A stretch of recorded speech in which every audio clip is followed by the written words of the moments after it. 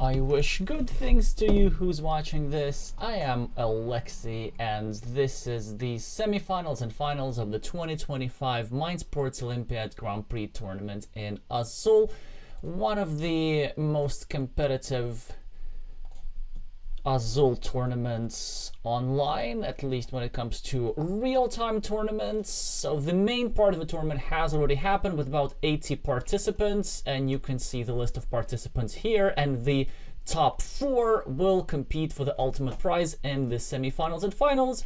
So some notable names: Kndr, formerly highest rated player on Board Game Arena, admitted the runner-up of the World Series of Board Gaming and the 3rd place finisher at the World Championship. Macheski, a board game polyglot and the winner of the 5th place at the World Championship of Azul last year.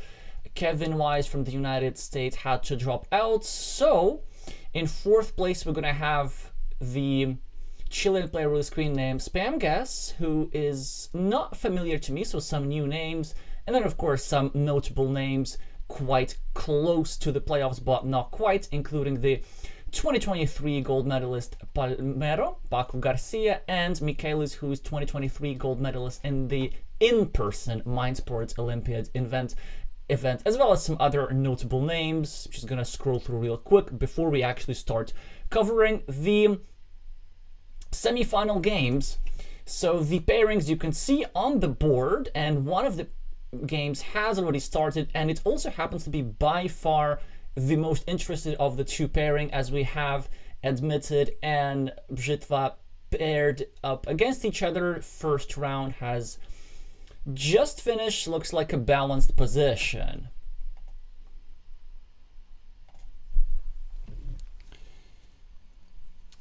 So Admitted with the starting player rights in the 2nd round looks to take away the black, both for his own 4 column. Maybe ultimately he can threaten his 4th row because there's still 2 more blacks remaining, and of course to disrupt his opponent's 5th row.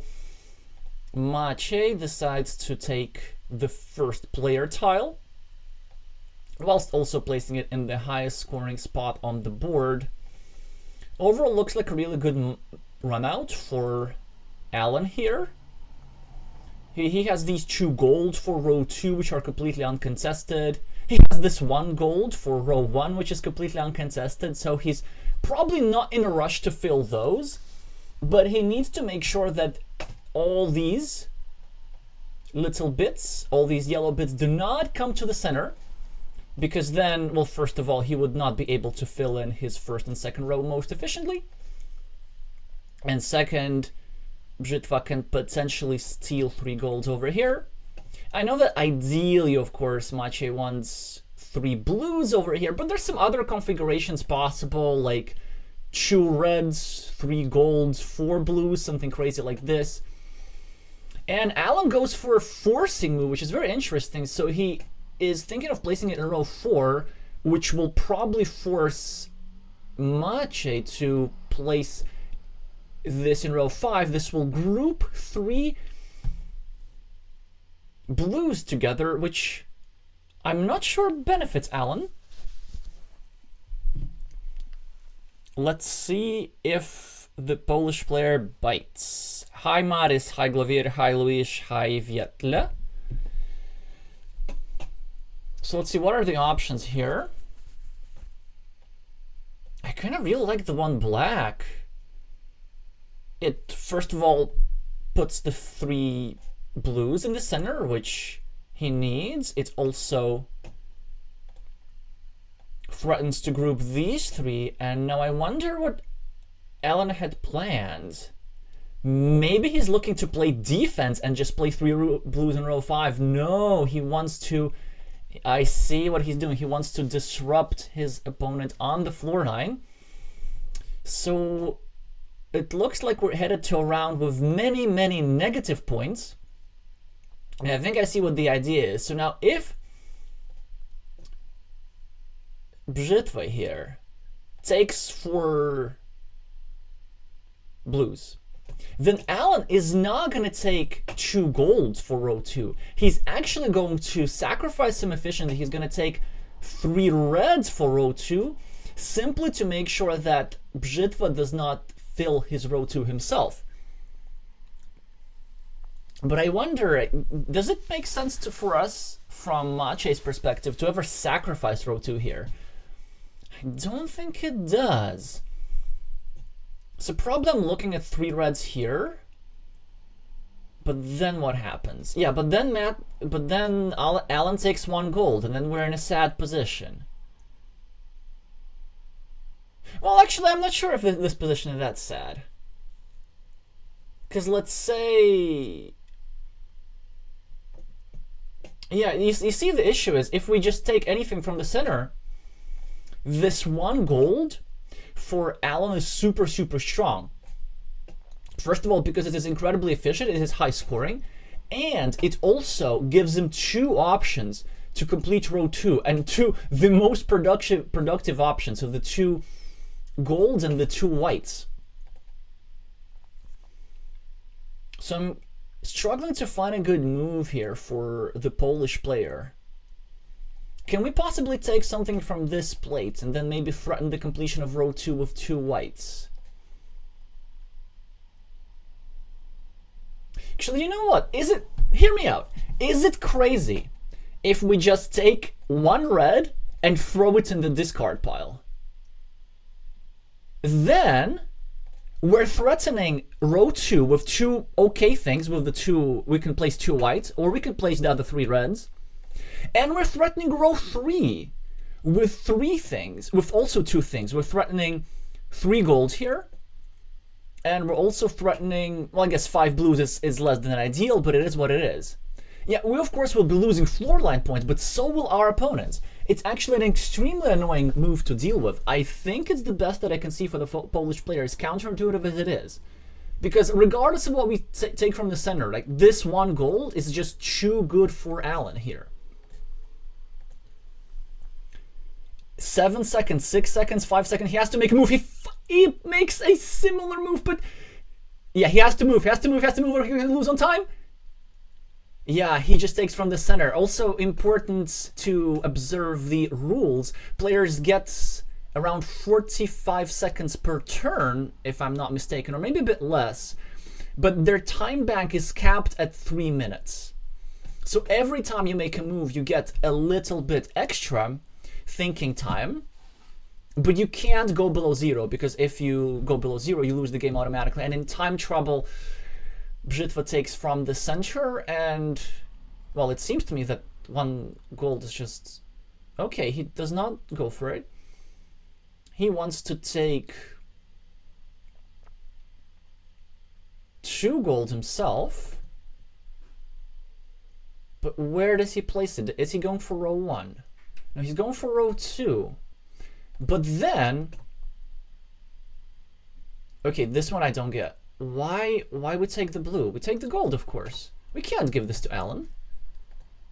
Yeah, I don't think it was the most optimal sequence. Alan really got away with a lot.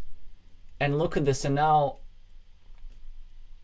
Macheski is thinking about sacrificing row 2 here, just to not allow this beautiful gold. But even if he sacrifices row 2, Admitted still going to have a passable row 1 with only 4 negative points. And not having row 2 for the rest of the game is going to be really difficult here for Macheski. Yeah, so we're entering a very tactical game where not many positional considerations are in place. It's simply you go here, I go here, I go here. So it's that kind of game with these long calculated lines, and it appears that the American has got the better of his Polish opponent. Still a playable position actually, but 5 points down. Passable adjacency bonuses. And now a great run out actually for the Pole.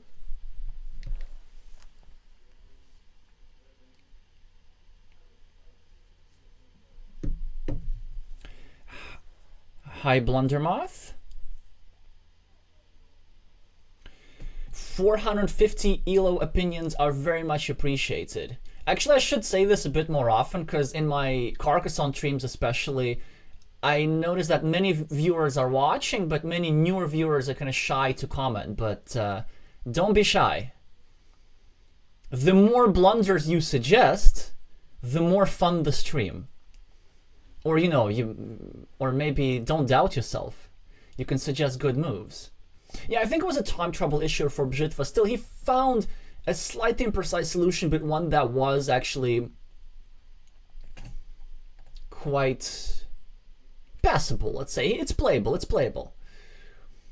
So let's see what Alan does. So certainly an enticing move is just to take this one black, get himself the starting player for next turn, solve the problem of his fourth row, and still have a bunch of threats. So it's actually a lovely run out because he can have the whites here or the reds here, so he's not in a hurry to finish his row 2.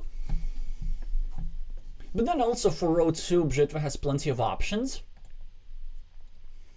So what else am I seeing here? You know what I'm seeing? 4 yellows could actually matter a lot.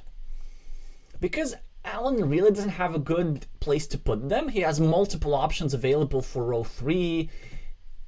And he chooses the 2 blacks. There must be a reason, just purely tactical reasons for this. And he does concede the starting player tile.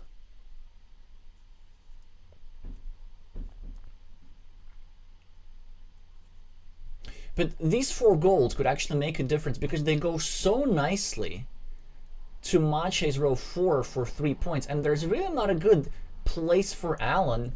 Because, yeah, as I said, Alan needs to keep his row 3 open, which is what he's trying to do. Because they're either golds or blacks or blues. He has 3 options for them. That's the row where he's going to use just whatever he can get. All right, 1 black for the top. Gives back 2 blues for Alan. No, for Mache. 1 black is discarded, and now I guess we see the tactical idea behind this.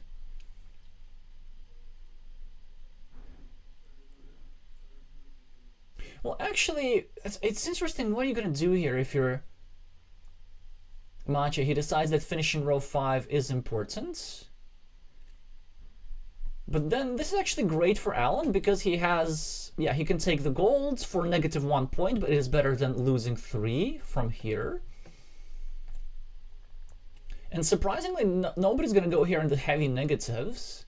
So I believe what we're going to see is this. Yep. Just use row 4 for defense, whites for Alan, blues for Mache. And the Polish player actually going to come close to equalization. Actually, now suddenly it's really not a bad position at all. He has the starting player tile. He has already 10 blues accumulated. Both players have completed the column. And the Pole is ahead on the scoreboard as well. And there are 3 blues here, and I remember only 1 blue being discarded. So actually the threat of complete color is live. I don't think we can quite afford to brute force it. I don't think we can go over here and just place the blues, because then Alan gets easy reds for his row 2. But what we could do, we could maybe set up something sneaky. So we could either start with one of the 3 reds, just finish our row here, and start collecting the reds away from our opponent. And then this would also put some pressure on Alan, because Alan would kind of need to take the blues and get the starting player tile. Ah, but look at this. We actually don't want to give Alan the blues because he has the threat of a second column. There are enough tiles remaining in the deck to get reds and whites and blues over here. So this here move was actually not pure defense. There was some backdoor equity of building this threat, and it kind of makes life a bit difficult for Mache here. Now you saw that his first idea was to get the whites here to first of all not allow Alan to fill his row 5 and threaten that second column, which would be a game decisive advantage. But the issue with this move, as he soon understood, was the fact that it allows Alan easy forcing moves. So Alan could just take one white somewhere, I don't know, row 5, row 1, and then Maciej takes the other whites. Then there are all these lovely, lovely groups in the center, and this would give back 3 blacks for row 3. So he decides to just go a bit more efficiently. He decides to simply take 2 blacks. It may seem that it wasn't urgent, but in fact, there was the threat of the 3rd row for Admitted to get himself 3 blacks. Now it is no longer possible, and now it looks like Bitva will be completing his row 1 and 2 most efficiently, with 1 black here and 2 blacks here. And now Alan needs to decide how badly does he want the starting player tile. So let's say he does take the whites, which does not look bad at all, because he kind of has a lot of reds. For row 1 he has either reds or white, so he still has plenty of options. Both players could really use those golds, so they fit just perfectly over here. Whereas Alan, if he manages to collect all 4 gold, he could use them for defense. Wow, very forcing move. I'm actually wondering if it's gonna work, because now some serious threats can be created. So Alan decides to forego the starting player tile. Let's see what it brings him. Now Maciej has a forcing move available. So imagine if he takes this 1 black, he chooses not to. He chooses to also start threatening column 5. It's actually pretty interesting. But then, you know what the issue with this move is? It's a bit too inflexible. Now, Alan has free reign to group the 3 blues, because Bitva has nowhere to put the 3 blues. So I kind of felt that in these sort of positions, you really want to delay the commitment on your row 5, because the key of the trump of his position was that flexibility. So what can we do as Alan here? So one move that I see is just maybe taking the reds and going here. Yeah, exactly. And this is to make it harder for Maciej to build in his row 3, because look at this. Now that there are 2 groups of yellows, if he takes 1 yellow, then then Alan is simply going to take the other one, right? But if he takes something like 1 white to group the 4 yellows, well, then suddenly Alan can take the 4 yellows for himself to get 1 point, but to get that sweet, sweet defense. Then, of course, there's also the problem that he now can't take reds, because he would hate to group the 3 blues together. So I wonder if he has to play some sort of weird move, like, yeah, like this, just sort of be patient and take from the center. I was even thinking discarding 1 blue,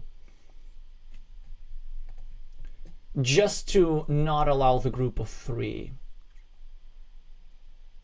Yeah, okay, now also a very interesting situation here for Alan, because Alan now cannot take the 1 white. Okay, he goes for a very, very forcing sequence. He's just using the golds for defense. Now Maciej probably has to take them. And then what's going to happen after that? I presume some sort of standard tactic, maybe? No, he just sacrifices the gold, which actually makes a lot of sense. Let's see.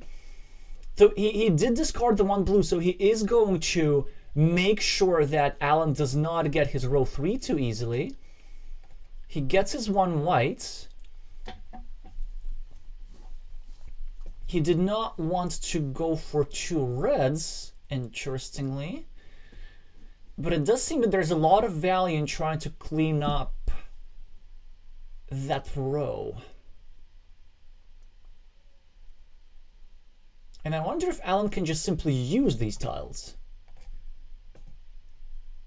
So he will need to be accurate with tile counting, because he has 2 options. He can either take the reds for row 3 and then hope for 1 more red to get some points, or he might decide to discard the 2 reds so that he can take the 2 blues later if the blues fit better. And this is what he's going for. So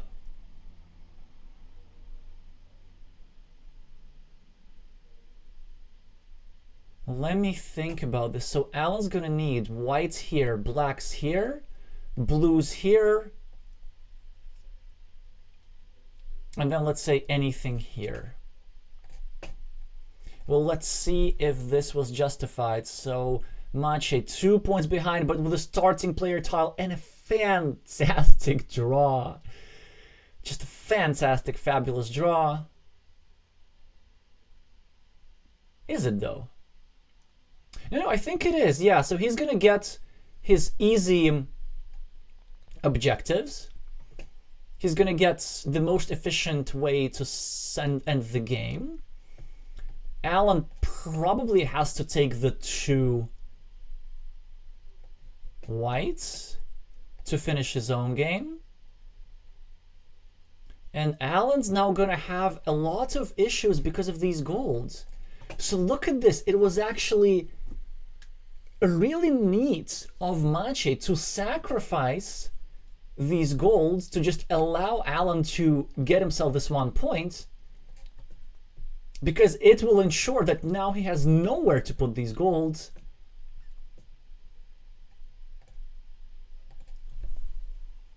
So of course a sequence of forcing moves now.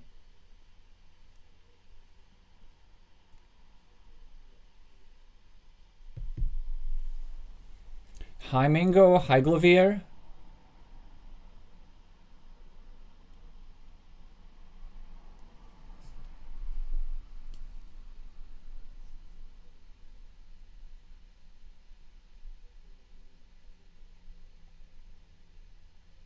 I wonder why Mache seems reluctant to place the 3 whites where they belong. Because I don't think he has other real options. I mean, what can he do? Because Roth... Oh, he goes for the column instead. That is interesting. But I wonder if that works. Because I think... Well, I mean, he can still get the column, of course.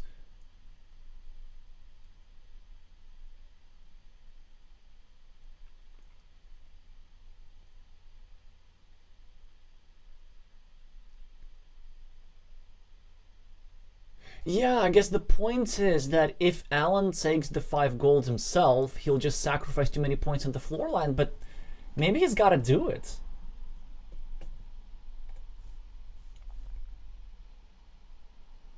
He simply takes the 1 red.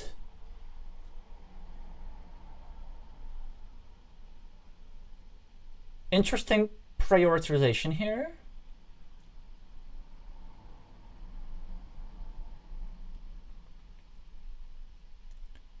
And I assume that the moves are going to be 5 gold, because this is what Mache was setting up in the first place.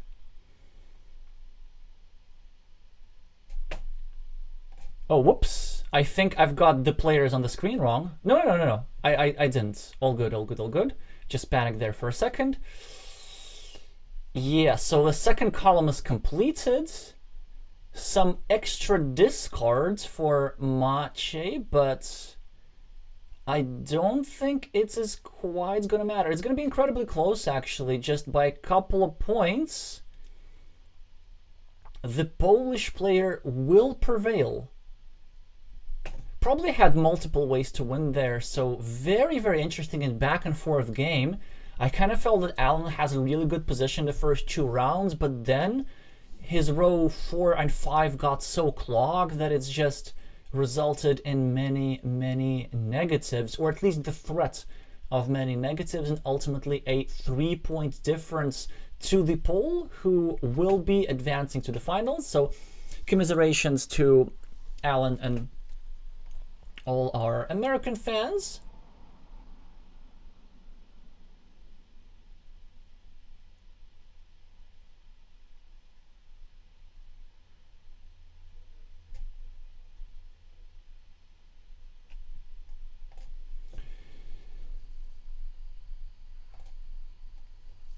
And congratulations to our Polish fans. Yeah, the semifinals and finals, if I'm not mistaken, are actually a best of one. So it is a bit different from the Carcassonne Mind Sports Olympiad, where all the playoff rounds are best of three. This is due to a lower number of participants. And actually, you know what? There might also be a bronze medal match, which we might be able to cover. Hi, Andres. So let's actually have a look at the second game, because if I'm not mistaken, they opted for a staggered start so that both games could be streamed. So we'll be waiting on the other two players. In the meantime, I just want to ask confirmation if there's going to be a bronze medal match, but let's actually add this later because there appears to be some sort of dispute.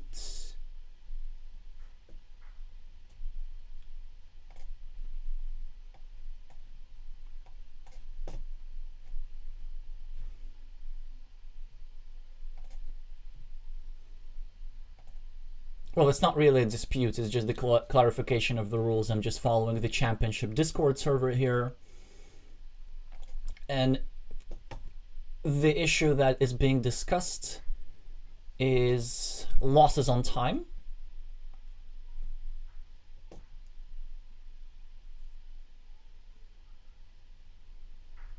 Which we came close to, but not quite. Of course, Macheski, incredibly experienced.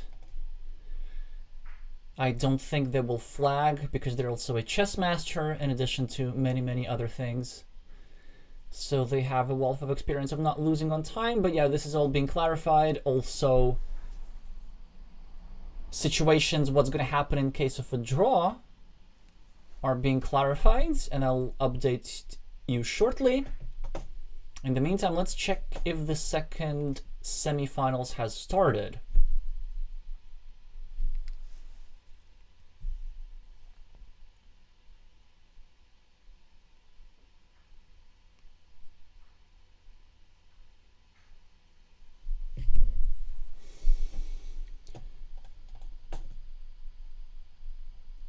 It appears to start in due course. As we can see, the Chinese master currently ranked top 10 in the world with over 10,000 games of experience.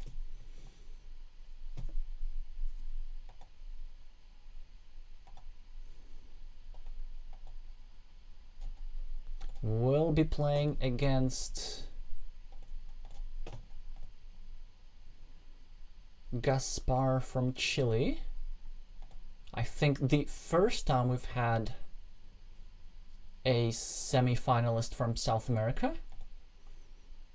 Currently rated 600 with 2 and something thousand games of experience.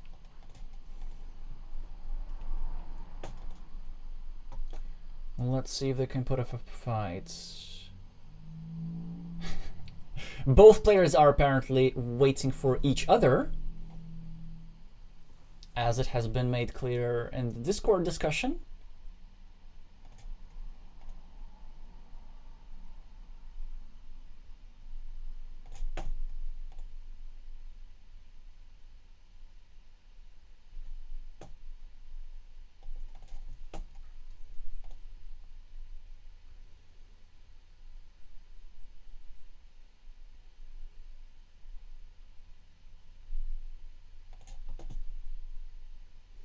Wait, I just realized something.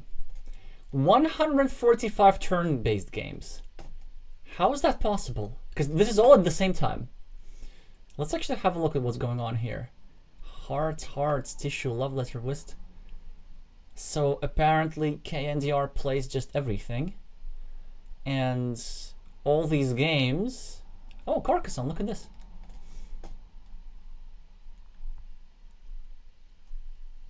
And I don't think any of them are Azul. Well, some of them has to be Azul because Kndr is taking part in the online Azul Cup for teams as part of Team China. Yeah, there we go. That's the one.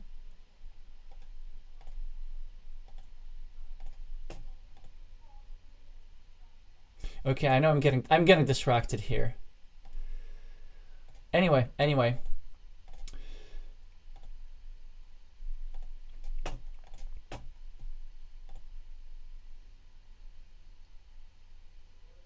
Okay, there we go. Game is about to start. The table has been created.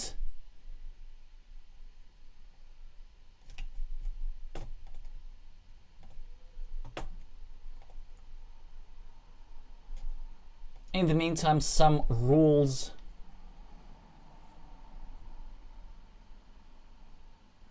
Oh, isn't that interesting? Huh. The timeout rules have changed a little bit because I think they forgot to specify that explicitly, or at least didn't mean to specify explicitly. So apparently, a timeout is not considered a loss in today's tournament. But then does this mean that you have endless time? And they're saying that in all likelihood in future years it will be the case that a loss on time is going to be considered a loss. But for now, we can't really change the rules mid-tournament, which makes all the sense in the world. Let's just hope that nobody ends up abusing that rule. Although I would love to see like an Azul game of longer time format where players can really calculate everything out. I've played some turn-based games and just the way of thinking is so much different. I know that some masters even like put the position with physical Azul tiled and then sort of move them around to try and calculate everything. But then it's also quite tedious and takes hours and hours and hours. But the quality of the games goes up. All right. Second semifinal. Come on. Has it started? Yes, it has. 0 minutes ago. So Kndr, the Chinese master with a starting player advantage, has a pretty easy move with 3 blues going right in the center. But this is actually not a horrible run out for Spamgas here, because Gaspar has lovely groups of whites available to him. He can decide whether it's worth snagging the starting player tile, but he decides not to do it. I actually really like this decision. I massively dislike the placement of these whites. I was sure that the whites would go in row 4 because the point of these whites is that they create a threat. So typically what you want to do in round 1 is either take the first player tile or take a large tile group or create a threat. And this does none of those things, and it also gives back just 2 juicy gold. So I really think it must be a blunder here. Yeah, he's gonna maybe even complete his row 5 or come close, but it's not something that's particularly valuable if you ask me. By the way, also Kndr can pretty easily make it impossible for him to complete the row 5, either by taking the white himself, which I don't think he even has to do. Maybe just taking 1 yellow for row 1 actually is extremely annoying, because then your opponent can't take the white because it just groups the world in the center.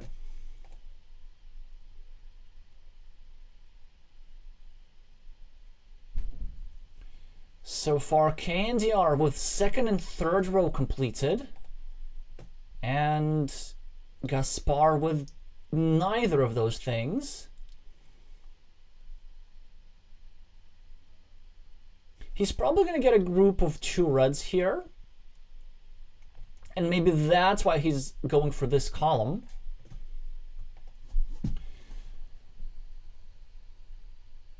In the short term, it actually looks quite grim, but in the long term, there's still some chances because he's gonna complete all his objectives with the whites. This means that for the future round, when Kndr goes here,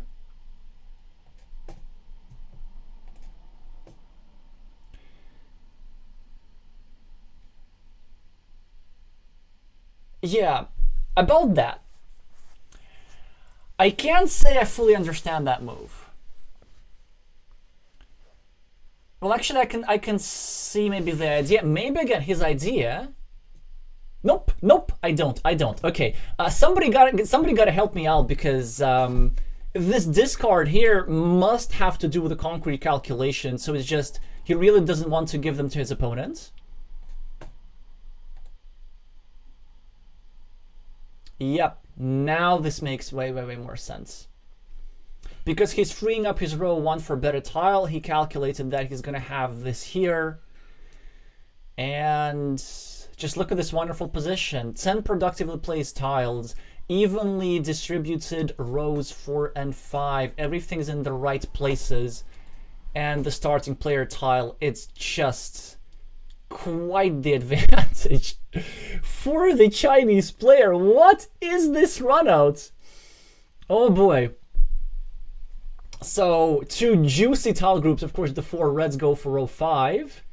But the 3 blues is a nice compensation for Gaspar. So the extra 3 points on the scoreboard.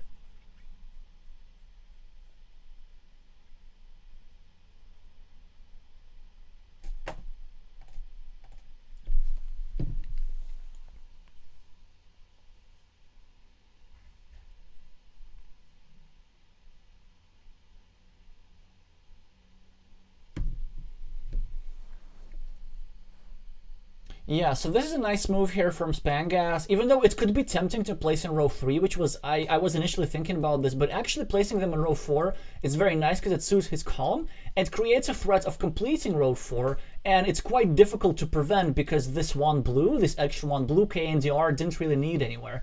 So I think his plan is to just let him complete it.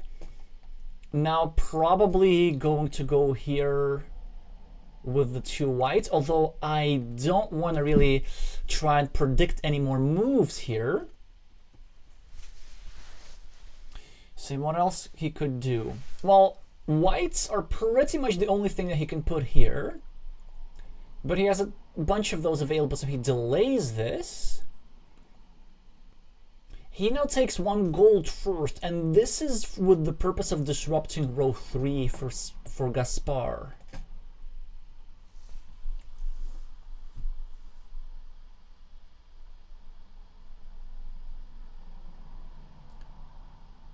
What an interesting move here. So he takes the tile for his row 1, and this will disrupt the first and/or second row for both opponents. So very interesting. So let's say if Kndr now takes the blacks, which he won't do. I think this is way better. Now, Gaspar kind of has to take the black to carry on with his plan. He's also threatening his row 2, which probably is going to be disrupted by Kndr. Yeah, quite a lot of floor line points, so the Chinese player is going to finish the second round as 0, but his position is going to be really good. Both players are missing out on their row 2. Gaspar, though, with a couple of extra points on the scoreboard. And the players are still, no, not really tied, because Kndr has more stuff on the board. He has 1 more square completed, so he has 6 versus 5 of Spamgas, and he has a 7th one along the way. He has the starting player tile, which you may want to think is better than the 5 points. These golds, of course, are going to come into great effect, and there are a few of those available for this round. So I wonder if, as Kndr, we just take the 2 golds ourselves. And then if we do that, we still have plenty of blues available. Well, by plenty, I mean 2 groups over here. Then we can use a black here. Then ideally we would want to use a red here, but it probably gets taken by Spamgas at some point.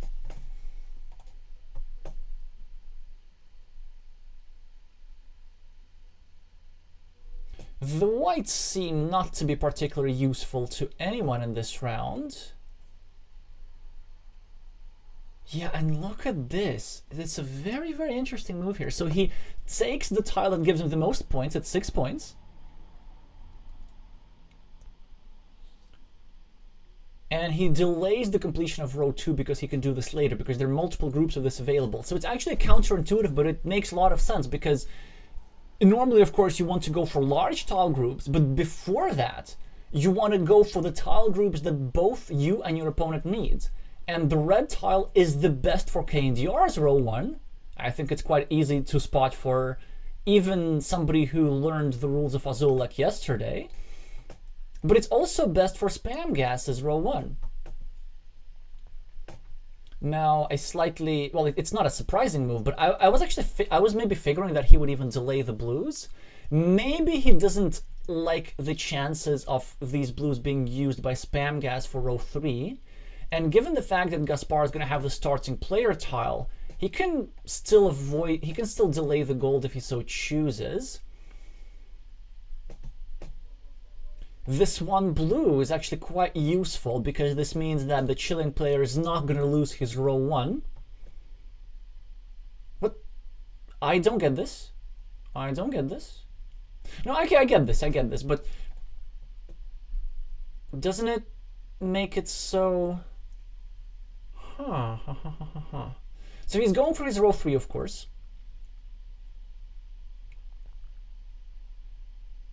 Which is exactly what the Chinese player is starting to disrupt. So that's why I was wondering if he's going to put the 2 gold first, just to ensure the completion of his row 3. Because I'm getting the impression that the Chinese player is actually not in a rush to complete his row 4.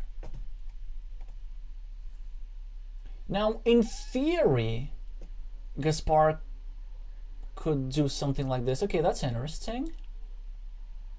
I don't think it quite works, because then, as Kndr, we can just take this guy, for example, and then we get ourselves both row 3 and row 4. Because imagine if we take this one blue, then if the Chilean thinks of taking the other gold... Wait, did it just call yellow blue? Never mind. There are no blues anymore.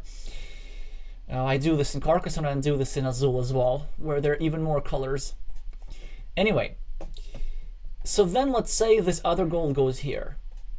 If these 5 blacks get grouped, it's actually really, really not good for the Chilean, because suddenly Kndr can go here, finish his row 5, and threaten 2 columns. And he's only going to need 5 tiles in 2 rounds to get himself 2 columns. It's really not something that we can afford, right? 1 black, and then later 4 white spread across 2 rounds. But he does not go for the 1 gold, which surprises me.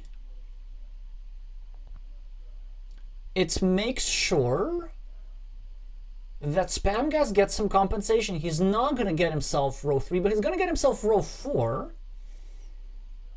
which, in addition to being worth 2 points, serves him with some nice adjacency bonuses. And maybe, just maybe, imagine if he gets 2 whites here now, 1 white here now, finishes his row 3, he could maybe even threaten complete color, perhaps, because I don't remember too many whites being discarded. Still, of course, a lovely position for the Chinese player. 7 points ahead, already a completed column. And what looks like a decent run out. He has pretty much everything. He has the 3 reds, of course, available for either row 3 or row 2. It's something that Gaspar could consider changing. But if he does so, where do the reds go? Do they go just purely for defense? In something like row 4. Maybe that's not the worst idea in the world. Because then we probably get another red here. then we can potentially try and deny our opponent row 2, but he doesn't go for it. He takes the 2 golds, which I don't think it's optimal because the golds weren't contested at all. Kndr doesn't have anywhere to place the gold. Now, you might not want to go for the 3 reds, although they do look awfully juicy. But this move certainly could have been delayed. It just so seems. I'm also thinking, does he actually have to complete his row 2 with the gold necessarily? Because there's the threat of these whites. And given that we're relatively running short on the whites, it might be a good idea to get the whites now. So now he goes for the defense. And that makes a lot of sense. He goes for row 5 rather than row 4. I'm not sure how much I like it. Is there a threat of a potential second column, perhaps? I'm not seeing it. I really prefer row 4 here. And again, this is not a precise calculation, but just intuitively. Because row 4 allows us to sort of clean up that row for 1 point, plus get 1 red for the top. Whereas now, well, we either get this row clogged, or we can finish the top with the white, which also makes sense. I guess the purpose of this move is to disallow Kndr taking away a tile from this plate. Because, for example, if reds were here, then he could take 1 black here, then create the threat of unification of these 2 reds. Then Spamgas would need to fill his row 4, get 1 floor line point, and so on. He plays something similar. He just takes 1 white, 1 red for row 3.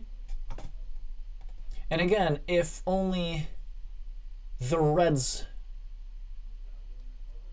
were on row 4, we could have easily finished this row 4 now and then used the white for here. It also needs to be pointed out that placing a red here just scores more. So that's kind of nice to have. Yeah, you know what? Another issue that I have with this move, and it has to be a mistake, you know why? Because there are 4 blues remaining, and these 4 blues could very much end up here.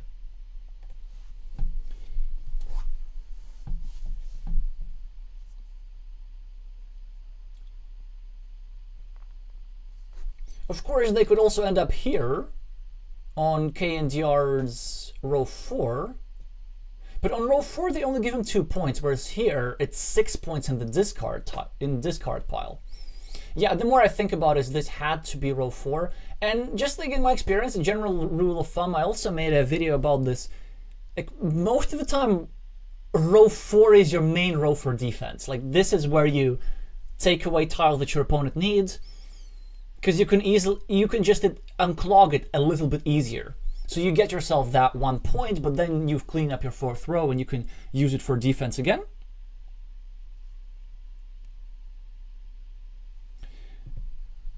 Yeah, now Gaspar really in the tank. 1 minute remaining on his clock. Hi Al, my commiserations. Hi Nepamai.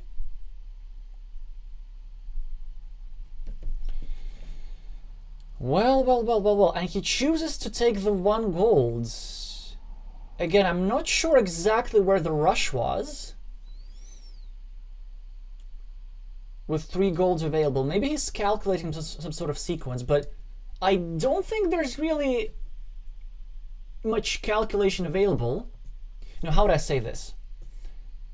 I don't think it's gonna work out, because now Kndr has an actual way how to force the blues on Spamgas' floor line.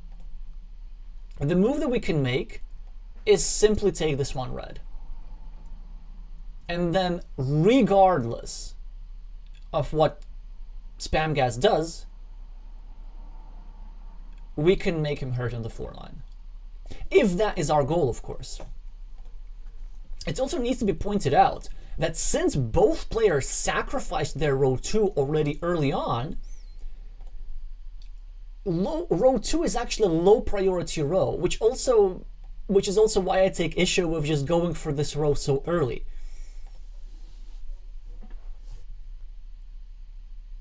Instead, he doesn't go for it. He wants to create a threat of finishing his row 1 with whites, which works just fine.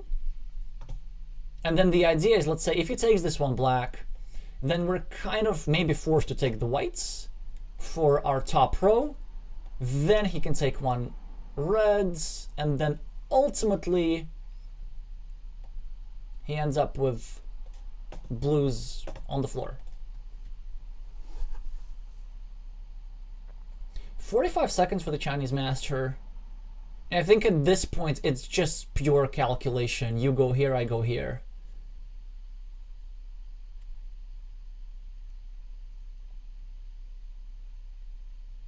He does go for the one red.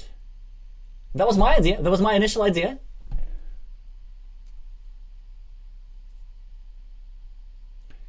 So what does Spamgas do here? I don't think there is anything particular that he can do. Yeah, he goes for this. Just takes the one white. It doesn't matter where necessarily you take it, because it is quite easy for Kndr to just take the other whites, go for the standard tactic, leave 3 tile groups towards the end. Also, the threat from this move is double potent, because 6 negative points, or 4 blues on Spamgas' floor line is not the only possible negative scenario.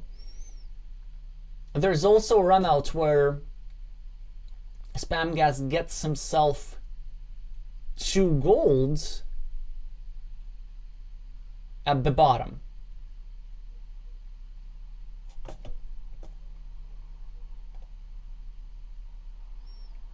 And then Kndr simply gets himself 2 points from the 2 blues. We're going to see that in a second. Of course, an attempt to disrupt row 2 makes all the sense in the world. He's going to go here, which makes sense. But then if that happens, an easy 1 black for Kndr, and then everything is forced. 2 reds for Spamgas to get something in row 1. And now this is the scenario that I was talking about. He does not actually have to force the blues into the floor line, although it will be worth even -7. He just takes 2 points. Wait, no, I don't think it's better. I don't think it's better at all, right? Okay, let's think about this. So he gets, wait. He scores 2 points, and he wins 3 more, so it's only 5. Okay, so I guess it nets him 1 extra point. But the other option was to discard 3 points and allow your opponent to lose 7. So it's, I guess, 1 point more precise. And it will score an extra point for these reds. And because there was only 1 blue remaining in the deck, as I'm sure both of these players knew, there wasn't a threat of getting his row 4 clogged. Now he's free to play something else there. So +6 for Kndr.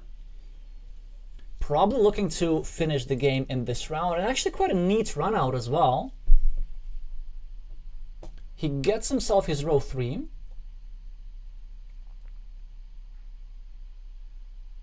Yeah, and what does Spamgas even do here? I'm wondering, is there a way for him to threaten the column perhaps? Because there's some whites. But if we go for the whites, then everything just gets merged in the center so quickly, and we're probably 1 move short. Because we need 3 things, right? And even if we get the column, then it doesn't really do much for us, because then we don't get the top rows.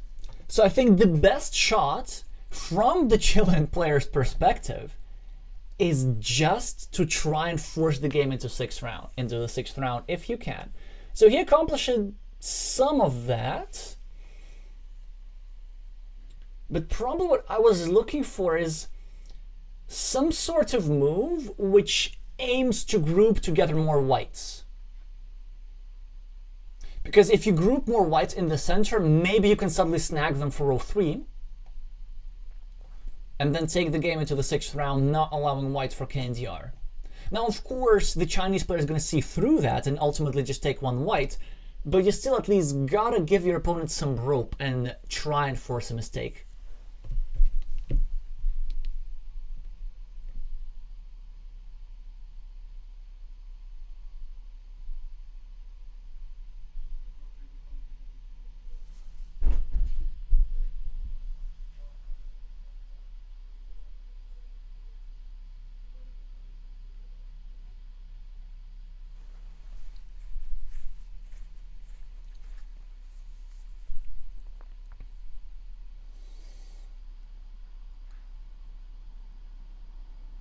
So 2 blacks go for Kndr. There must have been a reason why these are not reds. I presume just precise calculation. But I really don't get why the point sacrifice, right? Because we can just go with the blacks here. And then for row 2, we still have blacks, we still have reds, and all kind of things.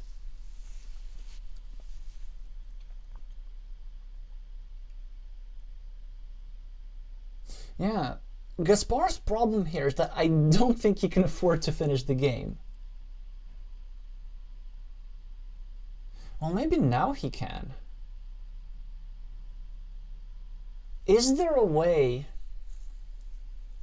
to make Kndr throw stuff on the floor? And the answer is I don't think it is, because his row 4 is just absolutely excellent.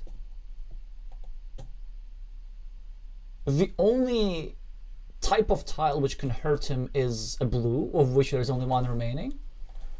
His row 5 can accommodate the blacks. His row 4 can accommodate the reds or the yellows, and also for some decent points.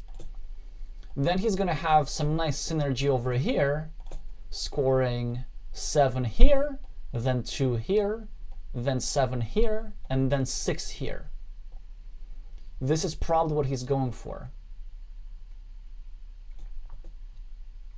So the game is officially over. It is the last round of the game.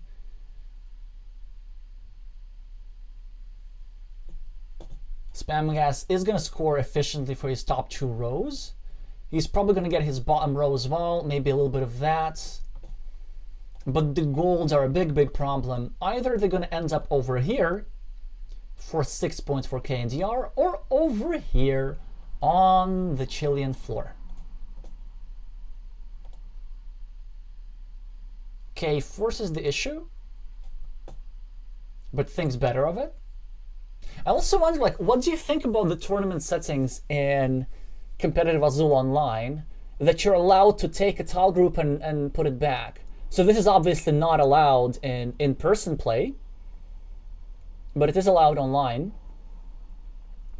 So the main purpose of this move is that it protects you from misclicks, but then also it makes imagining stuff like spatial imagination a bit less important, because you actually get to play out one move and see how the tiles merge in the center. So you can spot a blunder on time.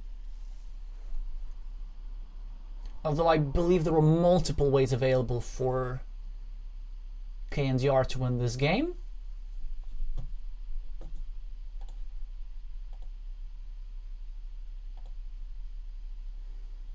So some extra points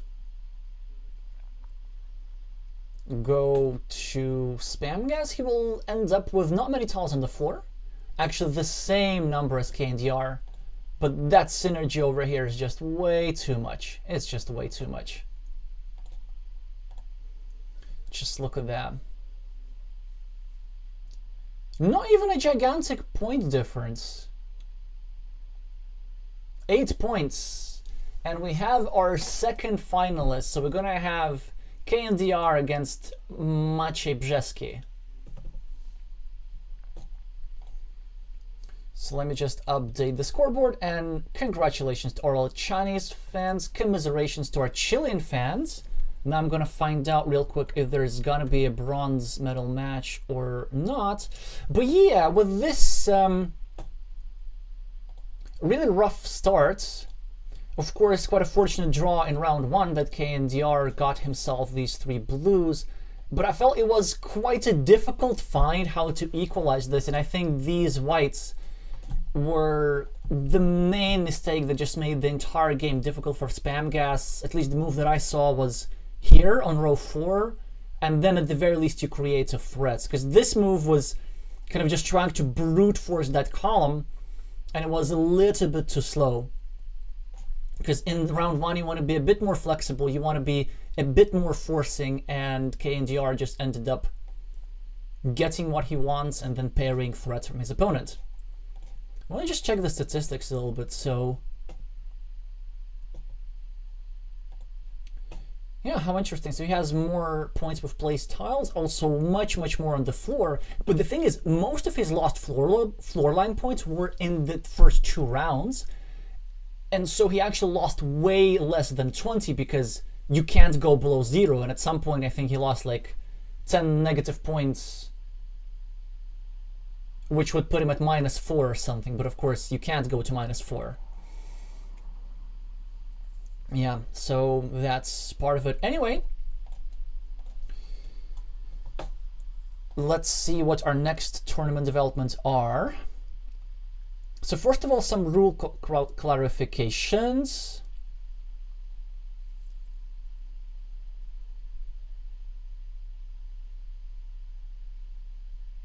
Well, that is interesting. In case of a draw, it is unclear who wins the semifinal. That's interesting. Now, in Carcassonne, there's this tiebreaker that has already been ubiquitously implemented, that the second player, so the player who's not the starting player, wins the game. In Azul, I would be reluctant to introduce such a tiebreaker, because the advantage from the starting player, although on some runouts it is quite noticeable, it is not on every possible runout, or in some runouts it is not a significant advantage. So it really depends on what the first tiles are.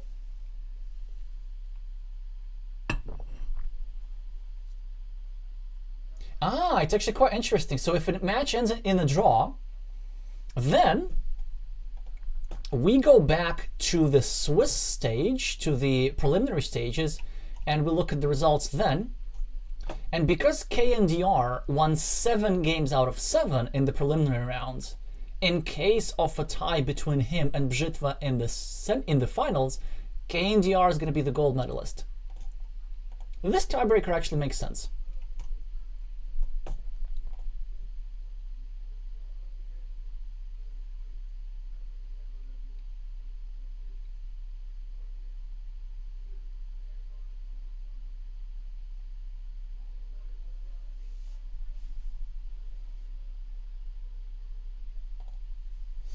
All right, so some things are being discussed, but I know that there is going to be bronze.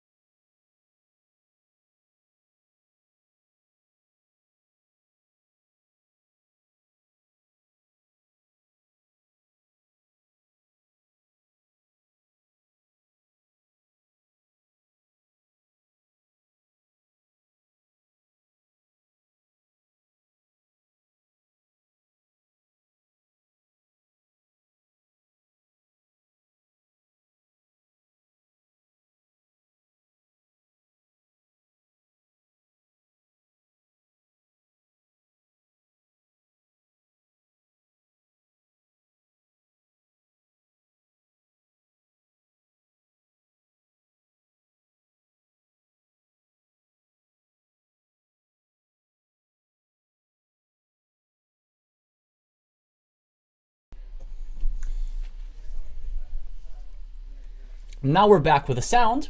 We're also back with an enhanced scoreboard and a confirmation that the bronze medal game will be happening. The tiebreaker in case of a tie is in fact going to be the result of the preliminary round, where Kndr is going to be favored over Bitva and Admit is going to be favored over Spamgas, as he also had half a point more, as the Chilean finished one of his preliminary rounds in a tie.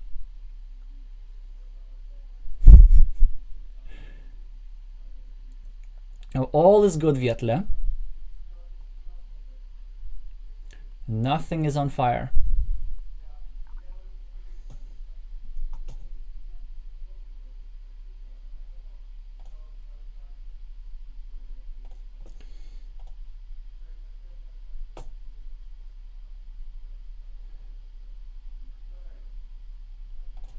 Okay, so we are going to witness both the bronze medal match and the gold medal match. The gold medal match is going to be first.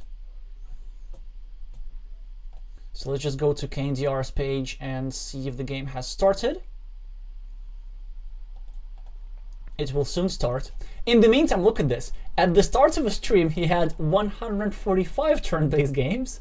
So he has finished one of them during the break.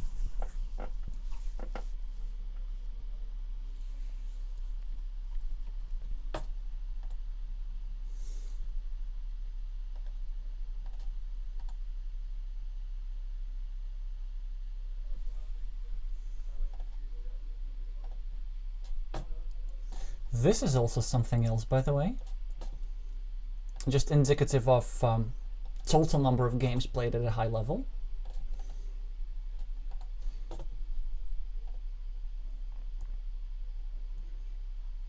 Okay, I have confirmation from both opponents that they're ready to play.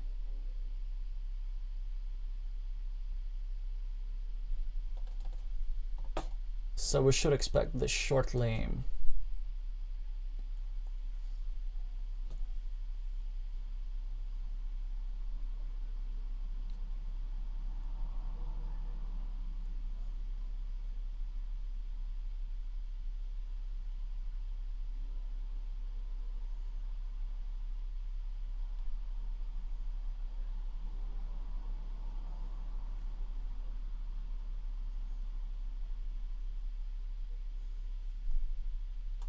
Yeah, I see that there are a couple of move suggestions that I may have missed, but I believe I have actually addressed all the possibilities, the good and the bad ones.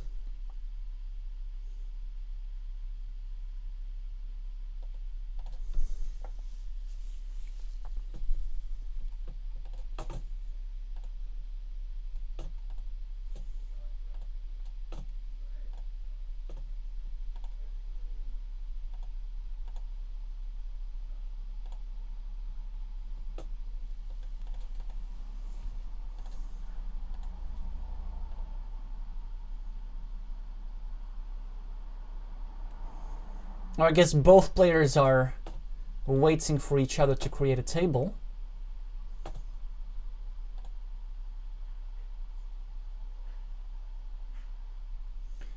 And it has been done.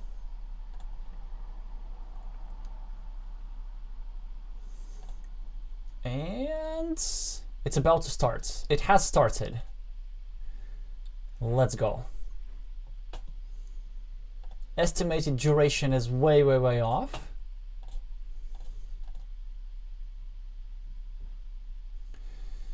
So Kndr gets the starting player advantage, but it is a passable run out for second player. No tile groups of 3. Lots of reds, 5 reds in fact, also 5 blacks. This instantly makes me think about building this here column. 3 golds, 4 blues, 3 whites. Of course, ideally we want to have all of that. But we can have parts of that. But now I'm started thinking, what's a good first tile group to take in such a way that would create a threat at the very least? For blacks are my first choice, at least the first thing that jumps to mind. Maybe for row 4. There is no immediate threat, but at the very least it is completable. And if our opponent takes the reds, then we can get the starting player tile. If our opponent takes the golds, then these two blues will merge in the center for us to take. So probably if we do take the two blacks, or maybe not, it's a very, very interesting move. I feel like I need to up my game because, like, normally I'm able to predict moves quite well. So Mache, in fact, goes for this, but this gives back Kndr blues. I guess this is what he was planning. But then I'm not sure. Like, it's not that Mache had to take these blacks. Although, you know what? Even with the starting player advantage for Kndr and this nice synergy, it's an absolutely playable position for Bitva. I presume ultimately, or even right now, my first idea is to just get these tiles. But instead he wants to go the forcing route. And I think his idea is that Kndr is going to get one blue. And then this will give us 3 whites and something. But like, I'm not sure what Kndr is going to do. But he's going to do anything but take the 1 blue. Because of course normally you want to finish your row 3. But it has to come at a reasonable price.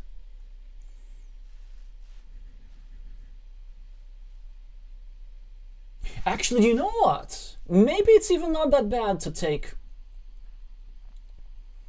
Yeah, you know what? So this is super instructive. I told you he's not going to get the blue. Because the point is, he's actually not afraid of Mache taking the blue. Mache can discard this, but now this 1 gold goes here with an absolutely devastating effect. And this is something that Mache now understands. So then he probably needs to set up some threats of his own. Yeah, this is a lovely move here. Now, if Kndr were to take this blue, then this gives us back 2 lovely groups of 3 that we can use for any of these rows. So this is very often the case, like just because you need a tile, you can postpone taking it if your opponent doesn't need it.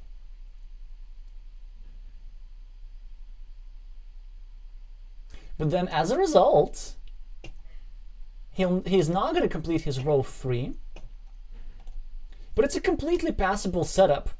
He's going to, of course, start the game with 0 points. But we saw how well starting the game with 0 points worked for him in the semifinals. He's ahead by 4 productively placed tiles. And he has the starting player advantage.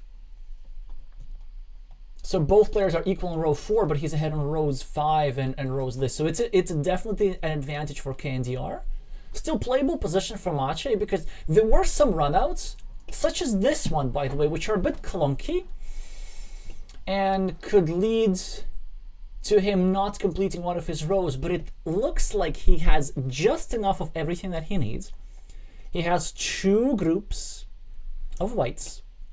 He has plenty of blues, both for row 2 and for row 3.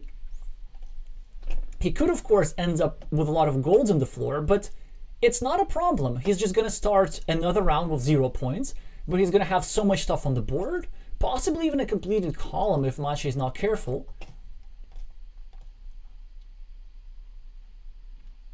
And also it needs to be pointed out that Bitva actually needs gold himself in a variety of places as a source of completion for row 2, maybe even row 3.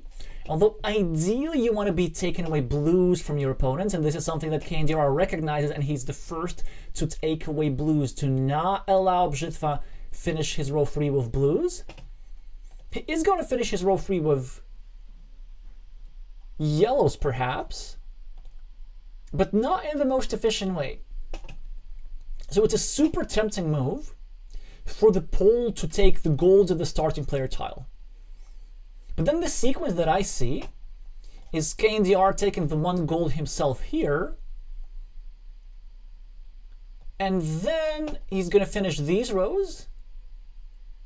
And then there will be no particularly efficient way for Bitva to finish his row 3. I mean, he can still use 4 golds there, but he's going to concede some floor line points. And he's not going to threaten golds for row 5. This is also something that actually Kndr needs to watch out for a little bit, because 5 golds in row 5 could be deceptively powerful in this position, just because these 5 gold could later lead to either a second column or a complete color threat. That's why I really like this move from Mache, by the way, taking away the valuable blacks and still threatening the 5 golds. Because let's say if Kndr wants to take this tile, then Bitva actually could really take the 5 gold here. Also quite an instructive moment that even though golds are more central, and because they are so plentiful in this round, this means that they will be a bit scarce in future rounds. But just because blacks are, at least points-wise, just as good, but Kndr also needs them, Mache prioritizes taking away stuff from his opponent's bottom row. On the other hand, having his bottom row delayed is not such a big deal. He's going to have only 1 row occupied and he's going to need still 3 tiles to fit there, so it's a more than doable task in the next few rounds.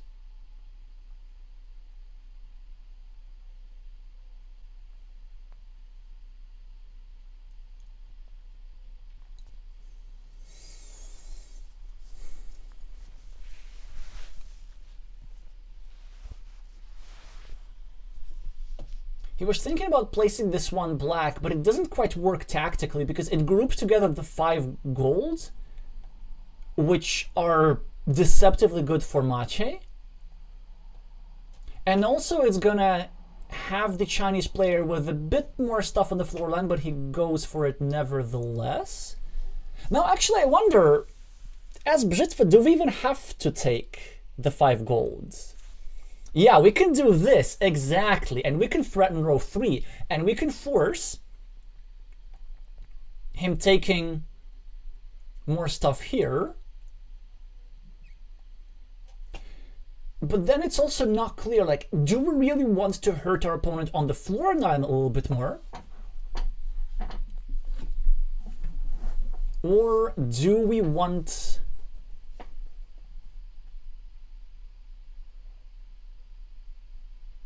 to take some of the blues ourselves?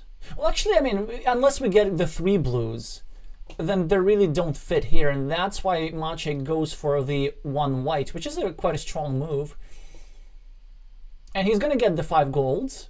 It's not like a win or anything, but it's just a, first of all, it's additional points, and it's a nice threat to have. In a run-out with a lot of gold, he could end up threatening complete color, or in a run-out with lots of reds, he could threatening a complete column, but we don't have that. We have a run-out with a lot of whites. What are these run-outs? It's just a fantastic run-out for the Chinese player. He instantly completes his column, and he's still threatening his row 3. Oh dear, what does Bitva even do here?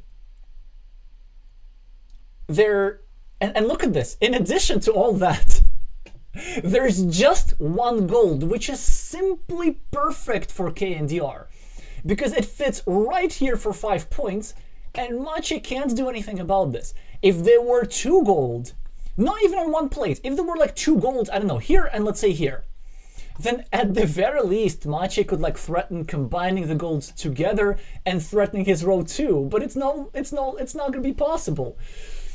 Man, this is hard.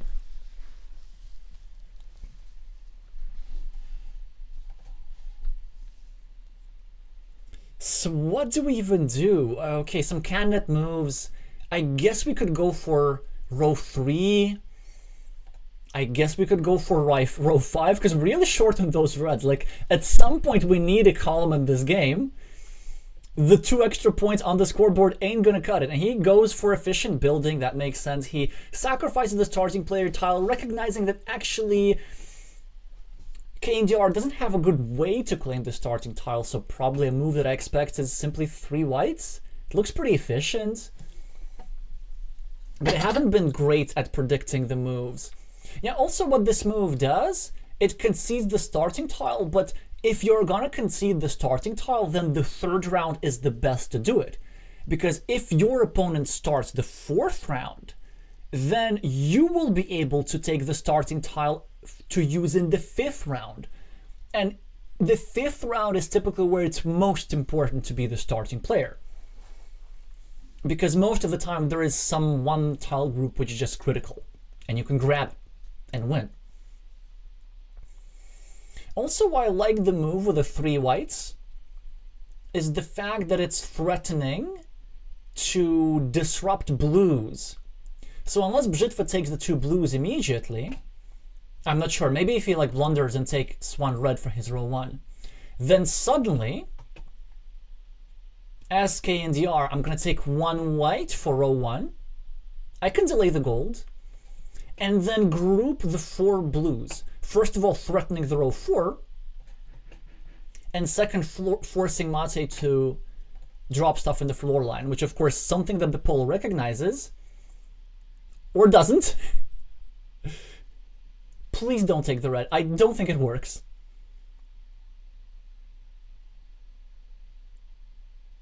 He might also be willing to consider take the red straight up, but he must calculate that it doesn't quite work out tactically. Still gotta keep on fighting.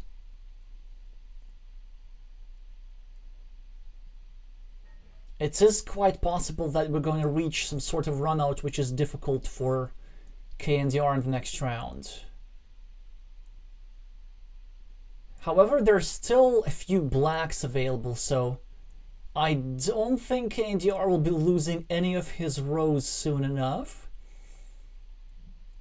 He now also has a wonderful choice between reds and whites for his row 2. My first instinct is to use the reds for 2 reasons.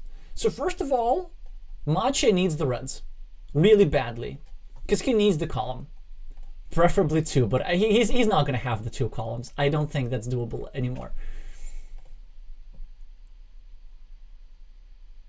And another reason is that the yellows, the reds, very nicely set up the blacks, which are more likely to occur next round, because there's a sizable chunk of them remaining. Yeah, speaking of tile tracking and counting which tiles are remaining, people mainly think of the 4th round because you need to figure out what tiles are remaining for the 5th round, and then you make decisions accordingly. But even in previous rounds where you still have imperfect information about the next tiles, the next round's tile distribution, you can still use the total numbers of the remaining tiles for each color to estimate the probabilities of large tile groups, for example.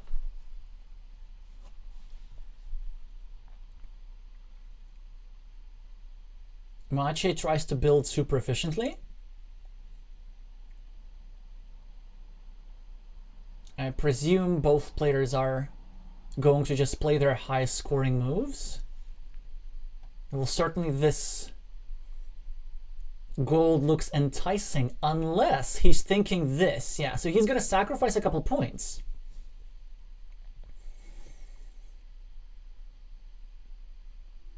Actually, more than a couple of points. He's going to take the blues here, or even the whites. Both are 0-point moves, because the white gains 3, loses 3. Blue gains 1, loses 1.